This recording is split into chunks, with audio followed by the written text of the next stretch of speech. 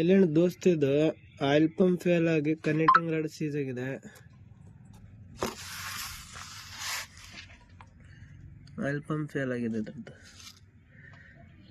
Connecting seize ಆಗಿಬಿಟ್ಟಿದೆ. Engine ಬಿಚ್ಚಬೇಕು ಪೂರ್ತಿ. ಇಲ್ಲೇನು ದೋಸ್ತ ಇಂಜನ್ ಸೀಸ್ ಆಗೈತಿ, ಪೂರ್ತಿ ಇಳಿಸಿದಾವೆ.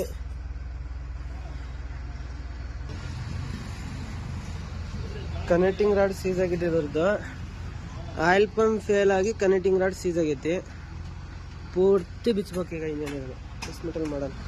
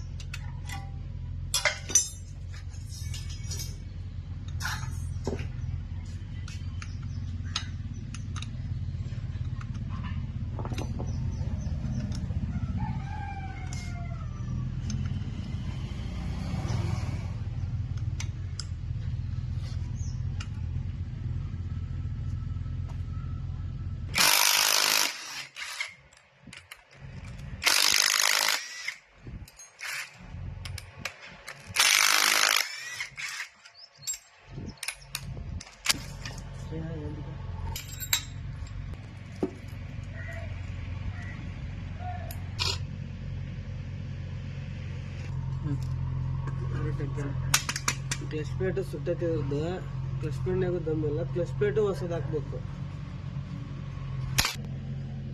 ಕನೆಕ್ಟಿಂಗ್ ಸೀಸ್ ಆಗಿರೋದು. ಇದು ಮೇನು ಸೀಸ್ ಆಗಿದ್ದಾವೆ, ಲೈಟ್ ಆಗಿ. ಮೇನ್ ಬೇರಿಂಗು ಸೀಸ್ ಇದಾವೆ.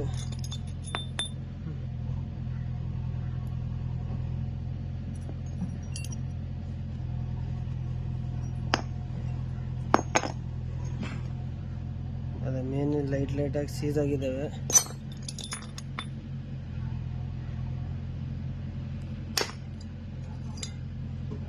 ಇದು ಕನೆಕ್ಟಿಂಗ್ ಬೇರಿಂಗ್ ಈ ತರ ಆಗಿರೋದು.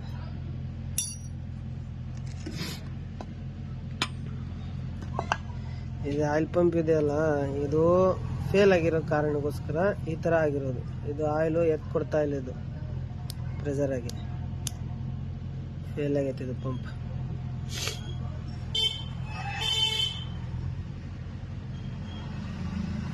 ಕಳ್ಸೋಣ ಕ್ರ್ಯಾಂಕು, ಬೋರು, ಹೆಡ್ಡು ಕಳ್ಸೋಣ ಲೇತಿ. ಟೋಟಲ್ ವರ್ಕ್ ಆಗುತ್ತೆ.